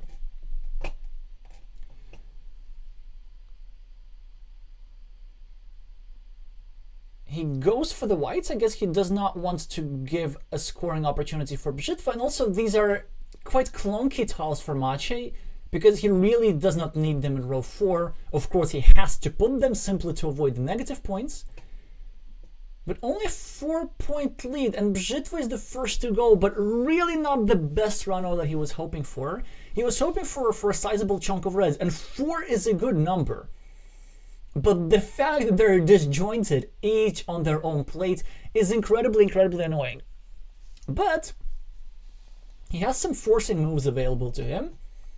I see that there are 2 groups of yellows, and he needs yellows for this row. And Kndr needs yellows for this row. Of course, he can still complete this row with blues, but it's not that efficient, and there are some scenarios how we can take away blues from our opponent for our row 4. The row 2 for Kndr, as predicted, is not going to be a problem. One of the 3 pairs of blacks goes here. So Machi decides to force the game that way. He takes away 1 pair of those blacks. He also puts a blue in the center. And I think his idea at some point is to grab the 2 yellows. But it's not going to work. Because Kndr decides to sacrifice a couple of points. First of all, to get the starting player tile. Second, to disrupt Bitva's 4th row. And I guess also to accomplish some synergy. Because there are some ideas how he could use the golds elsewhere, maybe. Just 2 gold here, setting up a 6-pointer in the final round. Yeah, Machi is really trying to build up here, but now I wonder how that works out tactically. Because Kndr now has a forcing move, not that one. He thinks of dropping the red simply because there's probably a low number of reds remaining. And then he either might deny Bitva the column, or at the very least create the threat of denying him the column and force his opponent into concessions elsewhere on the board. And even in this round, actually one blue looks just completely devastating. Well, it's actually not that devastating if Bitva finds his best move. But what is his best move? Well, we know for sure that he's getting stuck with these whites. And he might want to save the whites for row 2.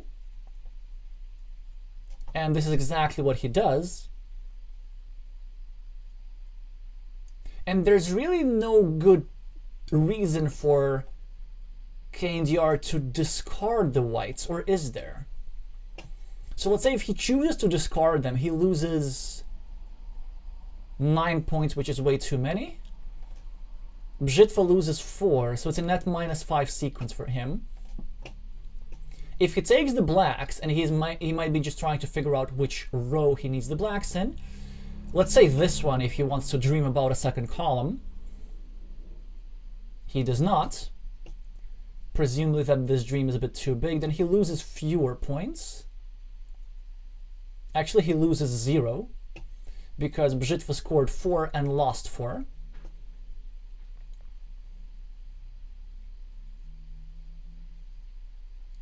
Okay, seemingly good run out for Kndr, but not a decisively good run out. You know why? Because the whites are disjointed. And if he tries to go for that idea of taking away reds from his opponent, which makes a lot of sense. I wonder if there's some scenarios from Mache's perspective where we get to deny our opponent row 2.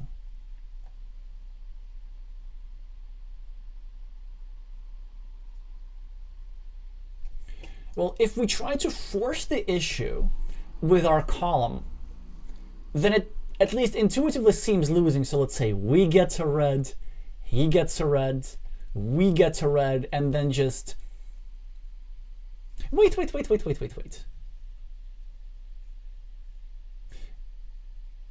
Okay, so we get to red, he gets a red, we get to red. Yeah, but then look what happens. He just takes 3 whites, finishes... Oh no, he doesn't. You know, it's so important because there's 1 white still on this plate. So it actually helps Mache a lot that there is 1 white for his row 1 that is not on a shared plate with a red. This could be his saving grace potentially, because if he manages to get his objectives, by the way, if he manages to get, I don't know, this and this and this, and avoid floor line points, maybe get some points here for the blues, then he actually will be winning. Because he's going to just simply score more than his opponents because of this 7-pointer here. The issue with that is that it is not that likely to occur. So he goes for his row 2 first and finishes the game. So this is the last round of the finals of the Mind Sports Olympiad. This now gives the option to Kndr to disrupt row 5 for Bitva if he so chooses. It's quite a simple sequence. I take 1 red, you take 1 red, I take 1 red. But if that were to happen, then these 2 whites are going to merge in the center. And then Mache, instead of taking the bottom white for his row 1, he's going to take these 2 white for his row 1, simply to disrupt row 2 for his opponent. And maybe this is something what Mache is counting on. I'm not doing the math here, but Kndr is. There's several ways to try winning here. He could just go... Maybe he could even go here with the gold and delay himself any of these moves. With 3 golds available, it seems that there's no urgency in that. So probably if I'm playing, I'm trying to calculate if the forcing sequence works, if disrupting this row for our opponent is enough.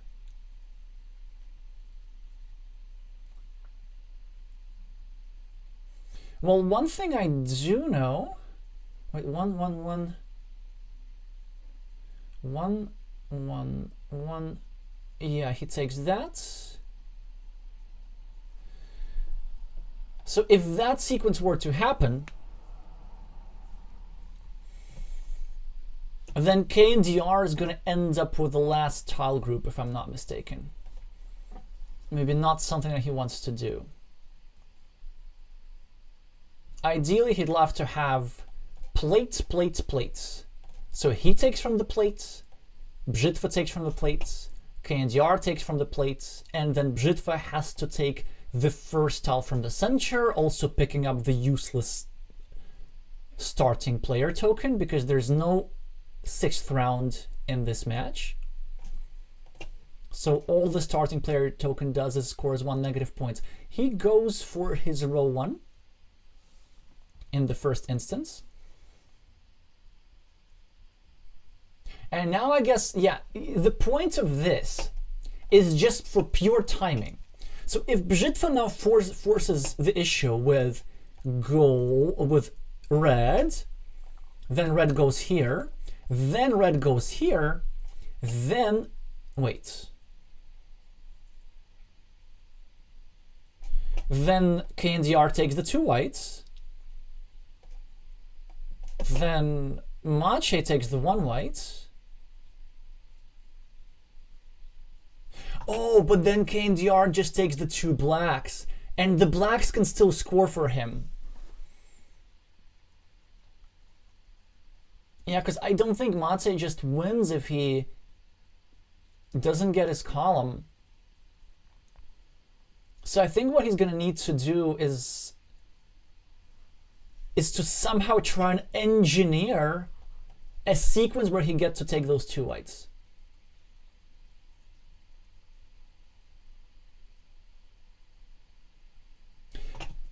I wonder...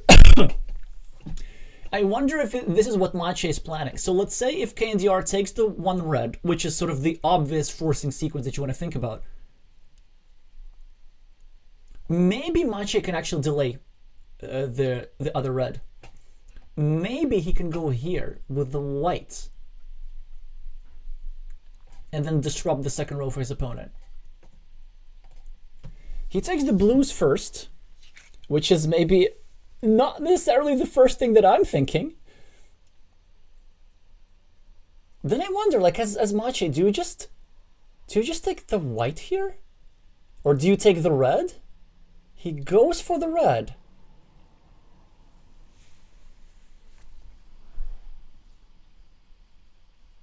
So Kndr allows his opponent to complete a column. He now goes for white. But wait a minute. Yeah, he doesn't like it. He doesn't like it. I mean, surely, from Kndr's perspective, you can't really... Okay. But then Macheski just takes his row too. Okay, this is weird. I don't get this. I think that just... Kndr lost this. Right? Because Macheski just has the world. I think we just witnessed a blunder. With whites available, with reds available, Kndr ends up with none of these things. I wonder why he prioritized the blues. Was that because of timing, or was that because of threat of Bitva scoring 6 points here? But I don't think these floor line points are gonna cut it. Because this move just scores way too much. And 2 completed rows. And what looked like a completely hopeless round 5 run out turns its way completely around, and Macheski is the new Mindsports Olympiad gold medalist. One of his many wins, but I think the first one in Azul. Long overdue, if you can see his rating, so definitely a very strong player. And Kndr, of course, a great one for them, settling for silver. Not losing a single game in the preliminary rounds, winning 7 out of 7, but then ultimately losing to the Polish Mindsports athlete. Right, time to catch up on the chat. Let's see all your move suggestions.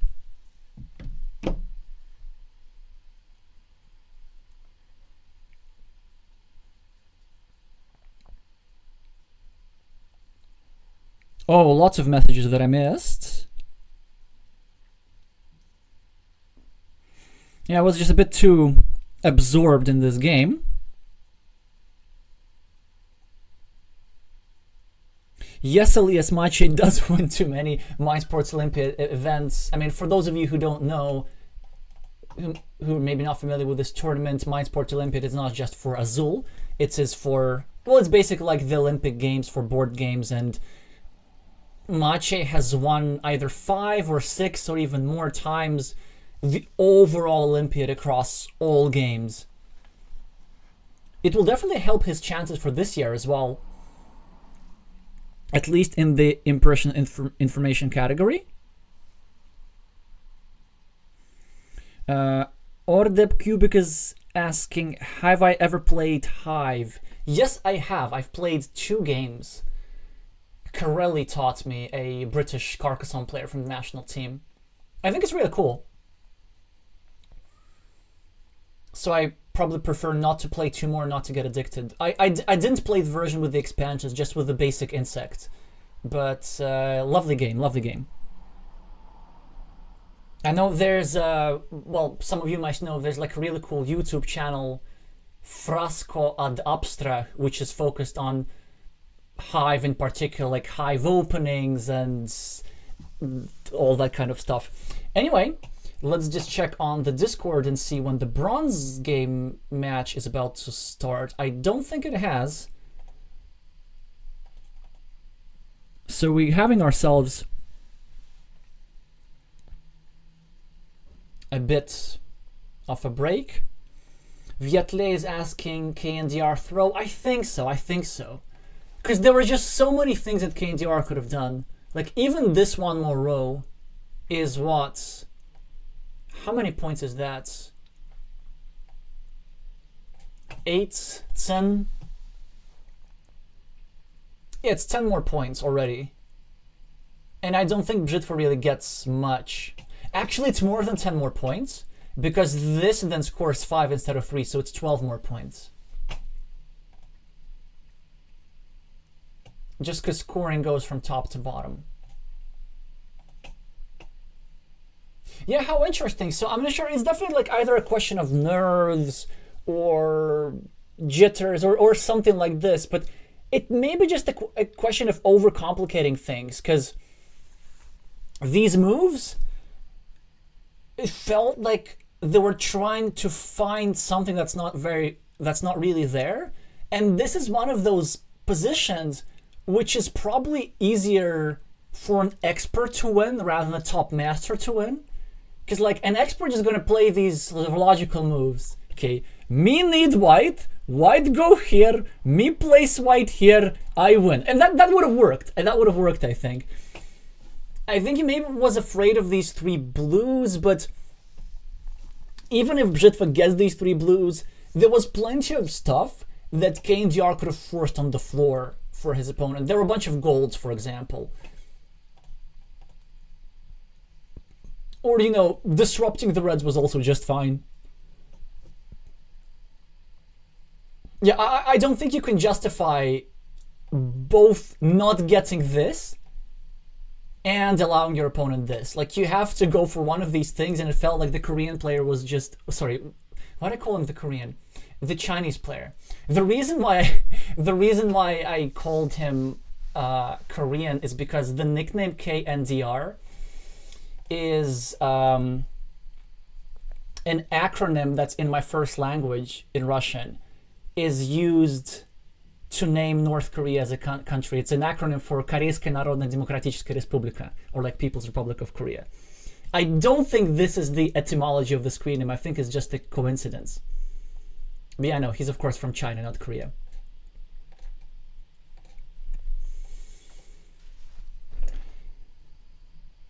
Anyway, what I was saying? Yeah, well, you saw this, like a very back and forth game. Just still waiting for that bronze, and the table has been created. Okay, there we go. So we're gonna have ourselves Alan, the bronze medalist of the World Championship, and one who possesses many titles, against the player who is here for the first time, at least in the finals, in this playoffs for the first time, Spamgas of Chile.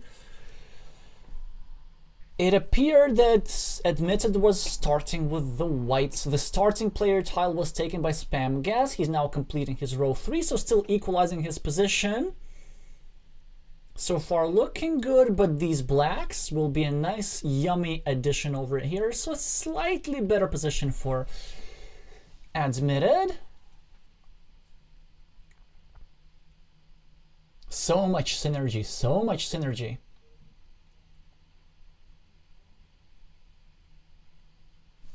Look at this, 6 points right over here. Alan can also go for 6 points if he so chooses.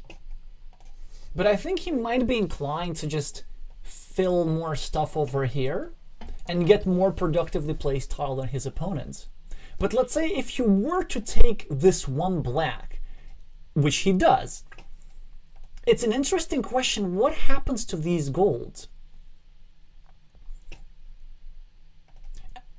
Because Alan is going to get stuck with the golds, right? But apparently I was wrong. So instead, Spamgas decides to take away the whites and then go for just a super juicy scoring setup. So the point of this move, which makes a lot of sense, is that he wants to temporarily deny himself the blues, which, by the way, is a huge gambit given the fact that there were only 2 blues in the run out of the first round. So there are 18 blues still remaining in the deck. But the idea of the Chilean here is that he wants to fill this row first, and then when he scores the blues will simply score more. The reds will score more when he gets the reds, and so all kind of stuff. But we have a rather dry run out in the second round with not a catastrophically large number of blues, 4 blues, and they are needed for both opponents' third row, but they're not united yet. So it's going to be quite a game of chicken, because somebody will have to take a tile from a plate and then unify those blues eventually. There were only 2 tile groups of 2. The first one goes to Spamgas, the second one goes to Admitted in the places where they need the most. That was actually a very important move. Not only does Alan need it for his column, Gaspar actually needs the reds over here to score both ways, to get adjacency bonuses both horizontally and vertically, which now will no longer be possible.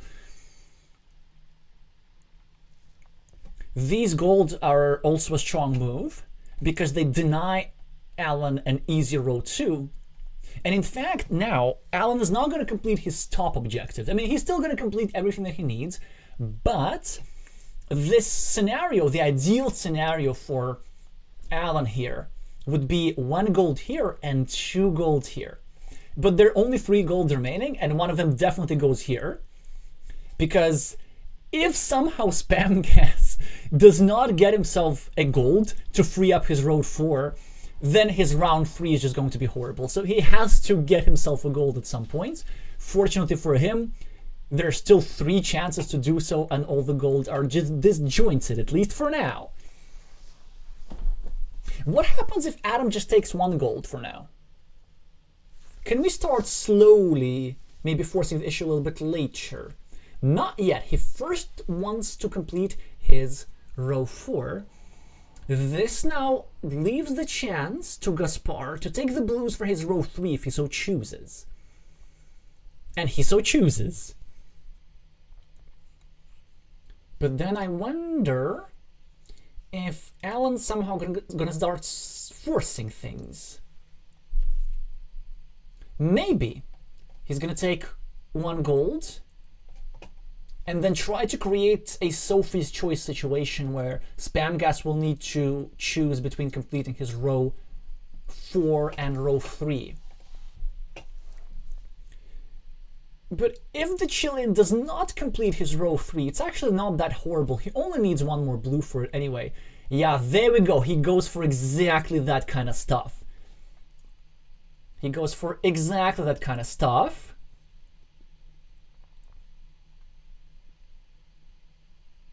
So now Alan's going to ask himself, how badly does he want to disrupt that 3rd row? Because he also kind of needs to score himself a little bit. It's a tempting move to go here, but then 2 reds are going to be used by Spamgas and he doesn't want it. So he just uses reds, but uses them where? That's the question. Row 2 makes a bit more sense to me, even though it could be enticing to try and finish a column early. You really want to finish a row 2. And actually this works out great.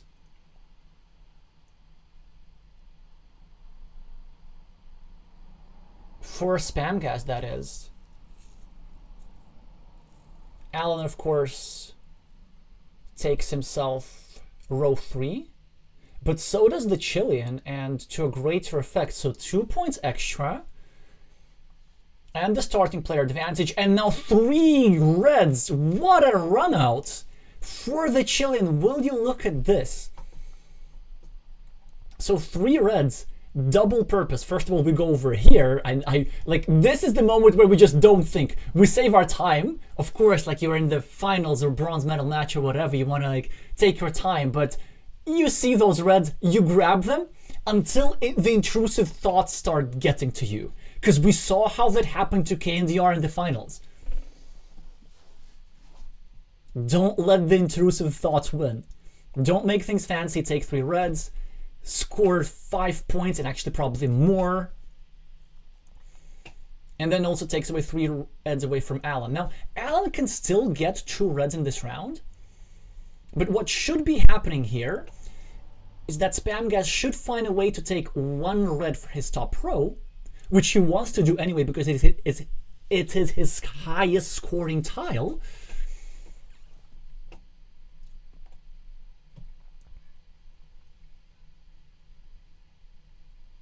And then this would make sure that Alan does not complete his row 5. But Alan now is trying to complete his row 4 with the whites. Very forcing move, asking the question, do you want the white yourself? To which the answer is maybe.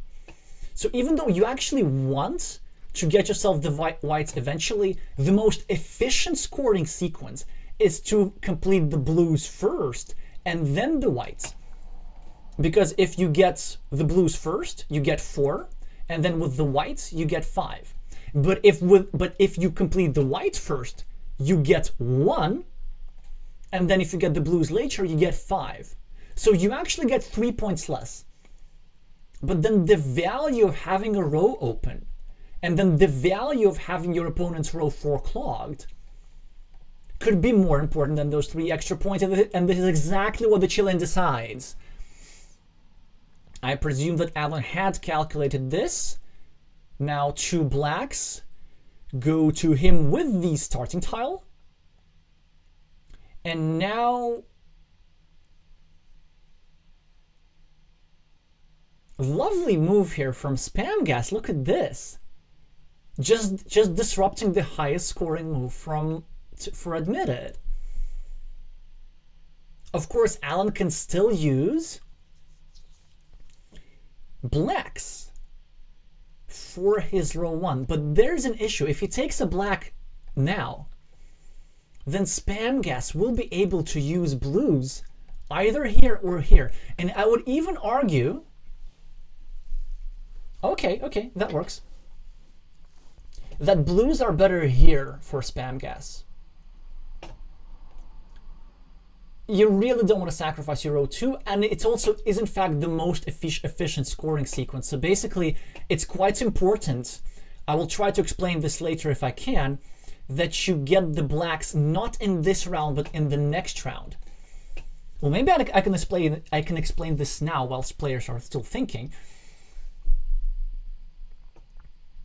Alan takes 2 reds for his row 5. 1 red goes to Spamgas's row 1, and now both players don't exchange discarding moves, because even 1 blue hits the Chileans' row 4. What a round for Spamgas. A huge advantage, and a lot of blues. Definitely not something that our American fans wanted to see.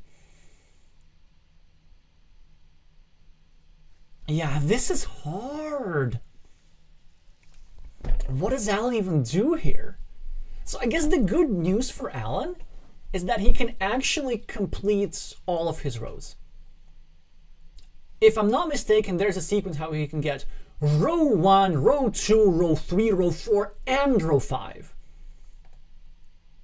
But then if that happens, then Spamgas gets row 4, row 2, and row 1 quite efficiently as well. Also gotta watch out for those whites. Really not allowed to score 3 points here. One thing that I like to look at in round 2, 3, and 4, especially rounds 2 and 3, is I see what my opponent's objectives are and try to identify which of them are undeniable and which one of them are deniable. And then if I see that something's very difficult to disrupt, I just let my opponent do it. One of these objectives is the completion of row 2, because there are two, well, there's a group of blacks, for example, and we can't really place the blacks anywhere. So there's no scenario where we try and force our opponent to remain without row 2. But a absolutely deniable objective is our opponent's completion of row 3. There's a limited number of whites, which would fit here for 7 points, so we need to make sure that we do not let that happen. And we could do it by taking whites here at some point, or here, or even here.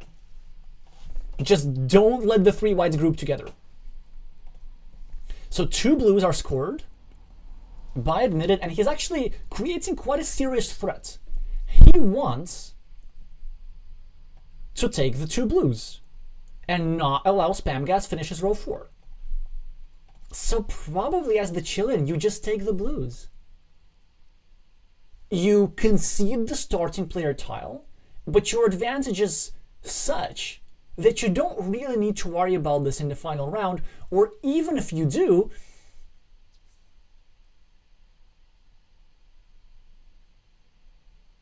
there isn't actually a particular tile group that's super important to you. Because once you've completed this, then all you have to do in the final round is just get rows 1 and 2, which I don't think will be too difficult to accomplish. We're running a bit short on whites though, so it's something to be considered. And actually for that reason, I think what we're going to see here, we're going to see that admitted places the white here instead of the gold. It is possible. It is quite possible. So 1 white, 2 whites, 1 gold, something like this. 2 blacks go here. Now Spamgas is choosing 1 blue. He must be calculating something. So I think his idea is just to threaten the completion of row 4, and then if admitted, gets himself the blue tiles right now, which could be tempting for him, then suddenly he can get these 3 whites. Oh, that's actually a really nice move. Boy, that's annoying. So what do we get to do even there? Yeah, I guess as Alan, he decides to simply allow the completion of that row. Well, I guess he wants to go for row 4 first, because you really want to finish all of them rows.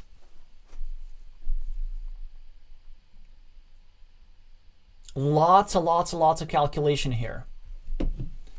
Maybe there is a bit of time to catch up on the chats.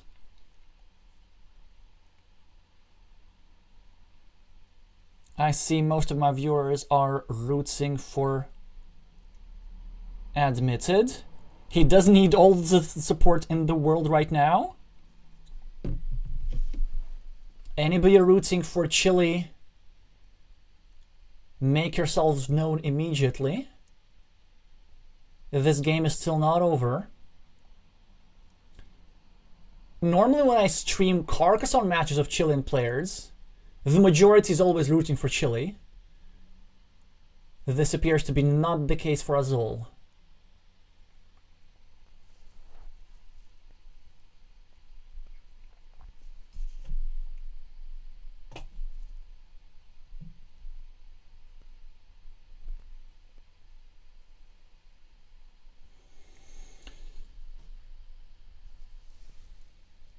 Isn't that interesting? So look at Spamgas. He's still trying to play around with that idea of 3 whites.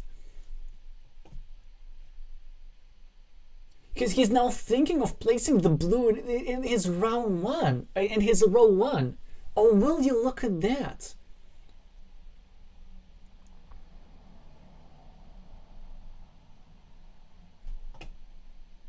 But then, as Alan, do you just have to go for it? Maybe that's your hope. You know what?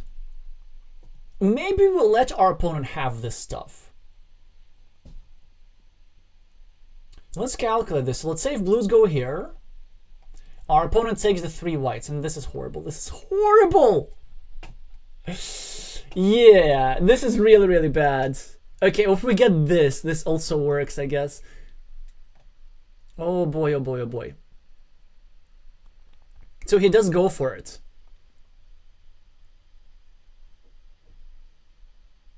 Well, I don't think Spamgas is gonna miss that sequence, though. I don't think he's gonna miss that sequence. He's gonna take the 3 whites. Well, it will do something for Alan, at least. Alan is gonna use the gold here. Interesting. And he's thinking about it. Well, does this really work? Oh, this is nasty! Because he's also threatening, look at this, he's threatening 3 golds for row 5 and going for complete color, and there's absolutely a sufficient number of golds to do that. He just needs 2 more. And Alan has 0 on his board. Oh boy, so definitely, like, the Chilean player was, I think, making some crucial mistakes in the semifinals, but here he's playing spot on very creatively and trying to just squeeze the maximum out of his tile runouts. As Alan, like, what do you even do? I guess the golds? But then your opponent gets this. And then what do you do? Do you drop these? Tough. Well, you really want to take the gold for scoring, because they make a huge difference for scoring. Because you see, like, if you're getting the blues and the whites, if you get the gold, you're adding 2 extra points to the blues and 2 extra points to the whites as well.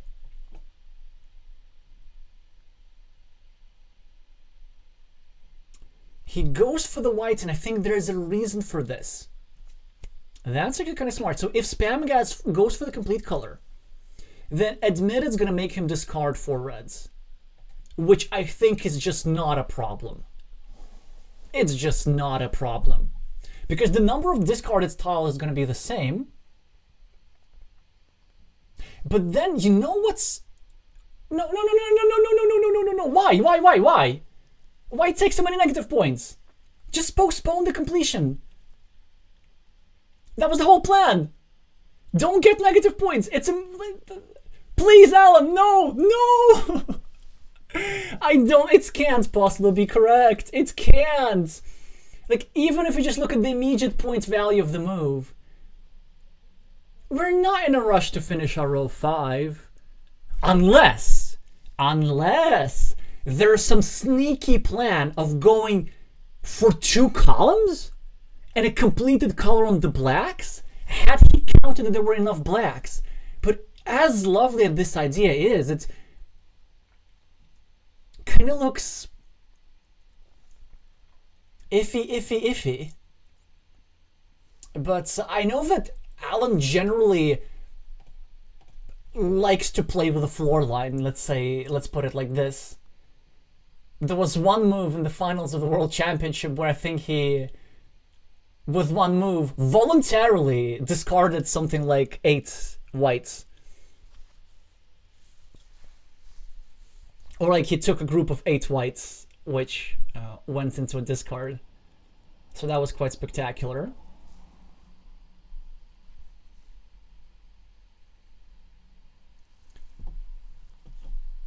Spamgas is thinking whether to discard this tile, and basically he's trying to calculate how many blacks there are and how many whites there are. I do think it is better to discard in almost any case. But it will take too long to explain why. So Admitted now gets a rather horrible run out. And he will be losing complete color. But is there a way for him to still try and win the game? So we now know that the idea of completing this column here, that was probably what did him in. Because his row 5 is now absolutely useless. No, no, no, no, no, not that one. Not that one. That one. Yes, yes, yes, yes, yes. Then your opponent does this. Then we take this. And then we group all the whites, which they need in many places. So that's the point. Spamgas, of course, is going to get his complete color.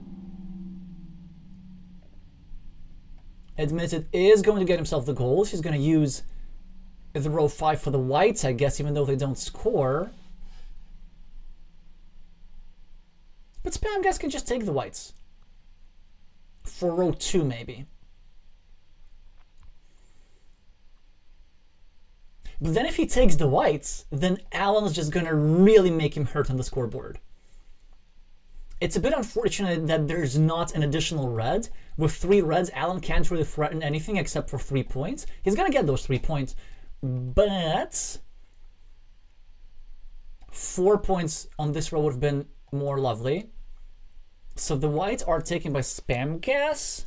Row 2 seems best, because you need the row 3 for the blacks to just not get too much in the floor line. But then I'm going to trust that he knows how to calculate in 15 seconds. Oh, look at this. I got the move right.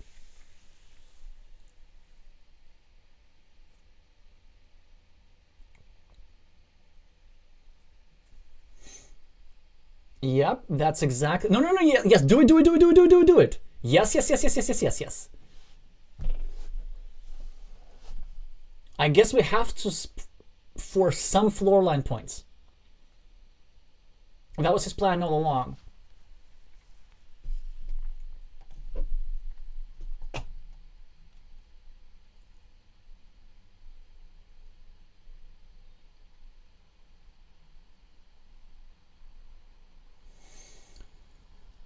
And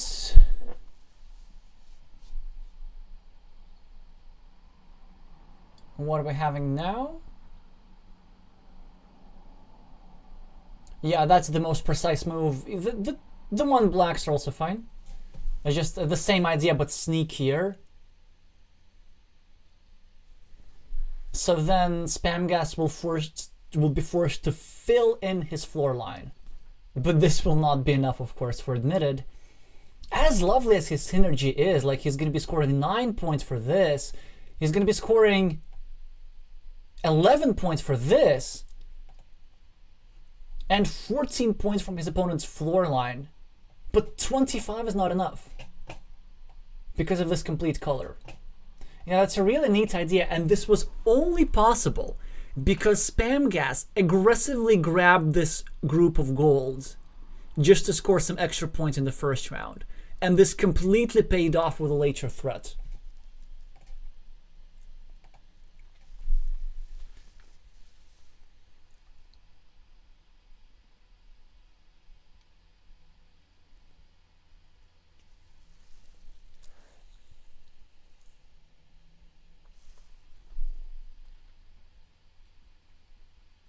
Congratulations is saying admitted, as we're going to see the final score, which is actually not even that outrageous. 5-point win. Oh wait, never mind. I forgot about the complete color. 15-point win for Spamgas. Great performance for the Chilean. Some tricky runouts for Alan in the middle rounds. And he tried to fight back, but unsuccessfully. And also, I felt like the round 4 was played just excellently by the Chilean, really trying to squeeze Alan for maximum value there, forcing him to sacrifice his top row. And yeah, the first time Chile wins an Azul medal at the Mind Sports Olympiad. Commiserations to Alan and all our American fans. Congratulations to Spamgas and all our Chilean fans. Let's update all the scores accordingly. So I would say, at least rating-wise, 2 upsets in both the finals and the bronze medal game. I guess that's a good thing. Okay, now time to catch up with the chat a little bit. That's a great point from Callball. So Callball saying, I think he's planning to aggressively defend the whites and hope for round 6. It's actually a really interesting idea. So that, let's say if Alan gets a lot of whites, maybe a group of 4 or something, then he can threaten the complete color on the white in round 6. And then also, if Spamgas gets the complete color on the gold, then suddenly, if there are lots of gold, then in the 6th round, Spamgas doesn't have anywhere to put them.